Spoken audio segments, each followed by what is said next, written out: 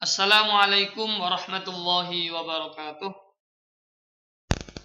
Bismillahirrahmanirrahim. Alhamdulillahi rabbil alamin. Wassalatu wassalamu ala asyrafil anbiya'i wal mursalin sayyidina wa maulana wa qurrati a'yunina Muhammadin wa ala alihi wa ashabihi ajma'in, amma ba'du. Pemirsa KM5 Channel yang berbahagia, kembali bertemu dengan saya Abdul Aziz, Ketua Aswaja NU Center, dalam kajian Al-Kawakibul Lama'ah bekerja sama dengan LTNNU PCNU Bangil, yang saat ini saya dioperatori oleh ketuanya langsung, yaitu Bapak Khairul Anam.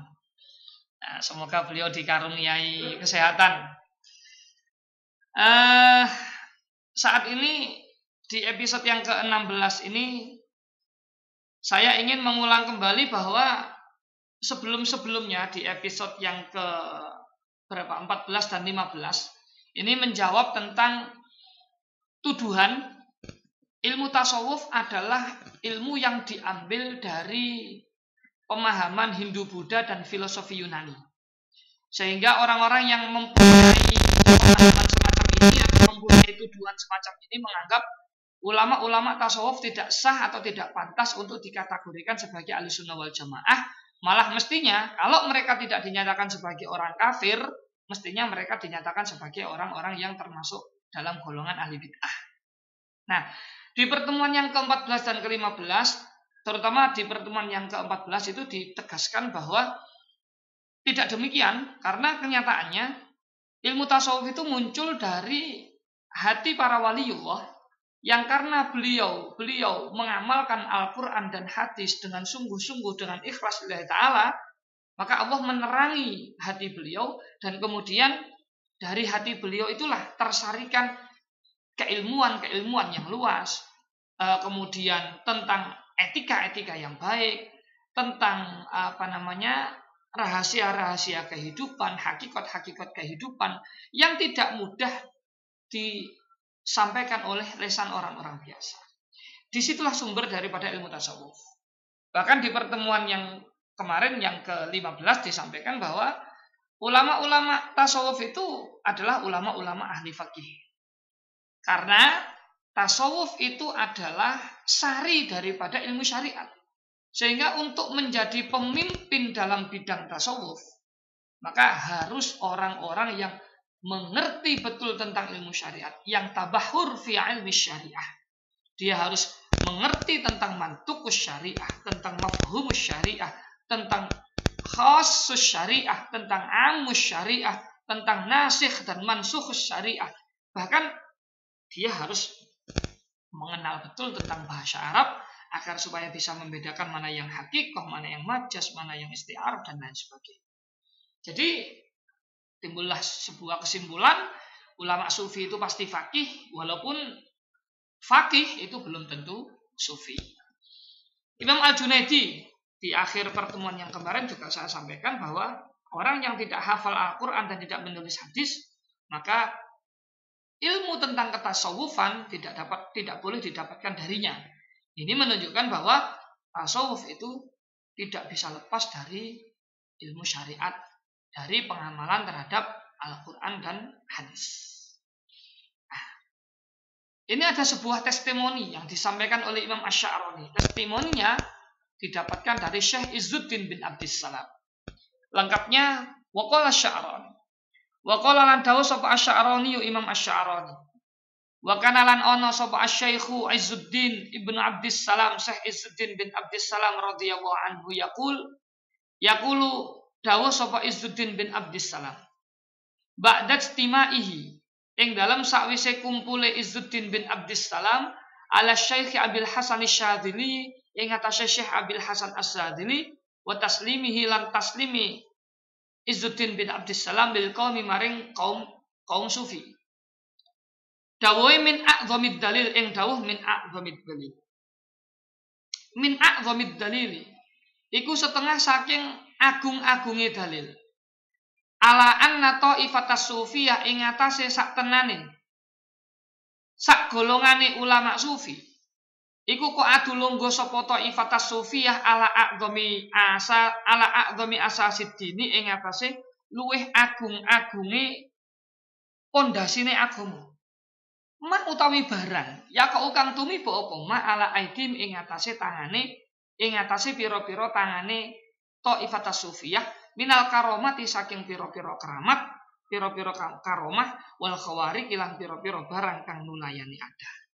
Wala yaqau lan ora tumiba apa syai'un suwiji-wiji min dzalika saking mengkono-mengkono karomat wal khawarij qattu babar pisan li faqihin maring wong kang ahli fikih illa insalaka angin lamun ngambah sapa faqih maslakahum ing dalan pengambahe Thaifah as-Sufiyah kama kaya barang huwa kang utaima iku musyahadun kang gentingan. Ini testimoni dari Syekh Izzuddin bin Abdissalam disampaikan oleh Syekh Asy'arani. Izzuddin bin Abdissalam setelah berkumpul dengan Syekh Abil Hasan Asy-Syadzili. Abil Hasan Asy-Syadzili ini adalah seorang tokoh yang menjadi panutan dari thariqah Syadziliyah. Setelah Syekh Abil Hasan Asy-Syadzili bertemu dengan Syekh Izzuddin bin Abdissalam, tepatnya mereka kemudian saling bertemu, berdiskusi dan lain sebagainya, sebagaimana layaknya tokoh agama yang sangat yang sangat penting di dalam dunia keilmuan bertemu. Kemudian Syekh Izzuddin bin Abdissalam berstatement. Ya nuwun sewu, ini sebenarnya semula pertemuan mereka ini dalam batas kancah yang berbeda. Syekh Izzuddin bin Abdissalam adalah faqih murni. Sedangkan Syekh Abil Hasan Asy-Syadzili selain faqih, beliau juga adalah ahli tasawuf. Saat itu seperti itu. Tapi ketika kemudian Syekh Abil Hasan Asy-Syadzili dan Syekh Izzuddin bin Abdissalam bertemu, Syekh Izzuddin bin Abdissalam berubah. Beliau akhirnya juga menjadi salah satu tokoh sufi. Makanya kemudian beliau mengatakan min a'zamid dalil ala anna ta'ifatas sufiyah qa'atu ala asasiddin ala a'zami asasiddin ma yaqau ala aidihim minal karamat wal khawa. Termasuk dalil yang terbesar, dalil yang paling agung, yang menunjukkan bahwa kelompok sufiyah itu adalah orang-orang yang duduk di atas pondasi-pondasi agama yang agung. Bukan orang-orang yang keluar dari pondasi agama. Adalah banyaknya hal yang terjadi pada mereka dari karomah dan hal-hal yang di luar batas kemampuan manusia atau hal-hal yang luar biasa. Di mana hal itu tidak akan dialami oleh orang yang ahli fikih selagi mereka tidak mengikuti jalan yang dijalani oleh thariqah sufiyah. Ini yang disampaikan oleh Syekh Izzuddin bin Abdissalam. Jadi Syekh Izzuddin bin Abdissalam itu seakan-akan mengatakan begini. Orang-orang yang ahli fikih, kalau mereka benar-benar mengamalkan ilmunya dengan baik, kemudian mengikuti jalan yang dijalani oleh ulama-ulama sufi, maka dari mereka, dari sisi mereka, dari tangan-tangan mereka akan tampak karomah-karomah, akan tampak hal-hal yang luar biasa yang tidak bisa ditampakkan oleh orang-orang yang sekedar mempelajari ilmu fikih.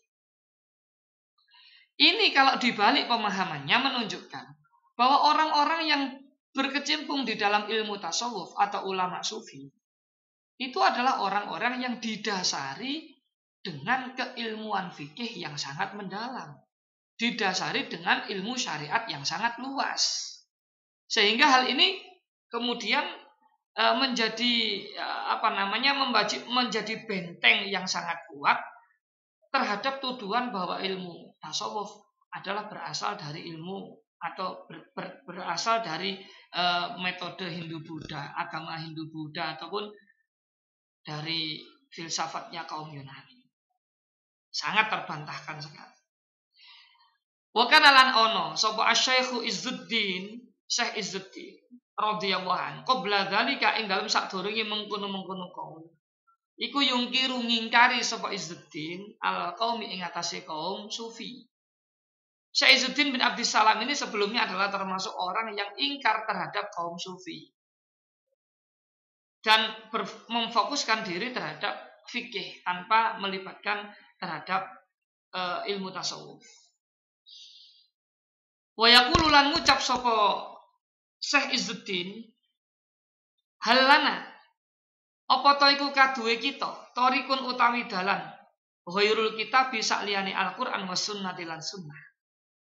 Ini pedas sekali kata-kata Syekh Izzuddin bin Abdissalam ketika tidak menyetujui terhadap metode sufi. Syekh Izzuddin bin Abdissalam sampai mengatakan, apa ada jalan untuk kita yang kita tempuh selain berdasarkan Al-Quran dan hadis? Coba kita cermati kata-kata Syekh Izzuddin bin Abdissalam. Pada saat itu, pada saat mengatakan apakah ada jalan yang harus kita tempuh selain Al-Quran dan hadis, kata-kata itu disampaikan kepada faham sufi, kepada paham tasawuf. Ini menunjukkan pada saat itu Syekh Izzuddin bin Abdissalam adalah orang yang menganggap bahwa sufiyah itu jauh dari fikih. Sufiyah itu tidak berdasarkan kepada Al-Quran dan hadis. Tapi ketika Syekh Izzuddin bin Abdissalam masuk ke dalam pertasawufan, masuk dan bertemu dengan Syekh Abdul Hasan Asy-Syadzili, ternyata beliau melihat di sana adalah menjalankan Al-Quran dan hadis dengan sesungguh-sungguhnya, hanya saja akan menjadi tampak berbeda kelihatannya ketika hal itu disertai dengan ilmu tasawuf. Karena munculnya adab atau munculnya etika-etika yang sangat tinggi nilainya. Falamma dzaqo, maka semangsane nicipi sapa Syekh Izzuddin bin Abdissalam, madzaqahum ing nggon panicipe Taifah as-Sufiyah. Wa qata alan megot lan ngambah ya. Wa qata alan megot sapa Syekh Izzuddin silsilatal hadidi ing rante wesi bikaro satil waroki kelawan sak korase kertas soro moko dadi sapa Syekh Izzuddin iku yamdahuhum ngelem sapa Syekh Izzuddin ing Taifah as-Sufiyah kullal madhi kelawan sekabehane pengalem. Tapi ketika Syekh Izzuddin bin Abdissalam merasakan bagaimana rasanya bagaimana menempuh kesufian, kemudian bisa memutus rantai besi dengan selembar kertas, maka beliau kemudian memuji Thariqah as-Sufiyah, memuji jalan tasawuf dengan sepenuh-penuhnya pujian. Intaha wis tutup apa qauli Sya'rani. Hadza utawi iki keterangan iku fi mahiyatit tasawufi tetep ing dalam tingkai tasawuf. Wa fis shadiqina minas sufiyati ing dalam kitab mahiyatit tasawuf. Wa fis shadiqina fit tasawuf lan ing dalam kitab as-shadiqina minat tasawuf. Jadi ini diterangkan di mahiyatit tasawuf. Mahiyatit tasawuf itu tingkahnya atau kahanane wong tasawuf. Wa fis shadiqi lan ing dalam pira-pira wong kang temen minas sufiyati saking pira-pira ulama tasawuf. Sudah ya. Kemudian masih ada waktu ini. Tinggal 5 menit lagi. Kalau gitu saya cukupkan sampai sekian aja dulu, tidak sampai 5 menit karena waktunya sudah gelap untuk persiapan berbuka puasa. Biar yang ngaji tetap bisa mempersiapkan buka puasanya dengan senikmat-nikmatnya. Terima kasih atas peran sertanya melihat KM5 Channel. Terus dukung kami, subscribe. Bukan hanya Anda, carikan teman-teman Anda juga untuk subscribe channel KM5 agar supaya lebih bermanfaat bagi umat seluas-luasnya. Dari kami cukup sekian. Assalamualaikum warahmatullahi wabarakatuh.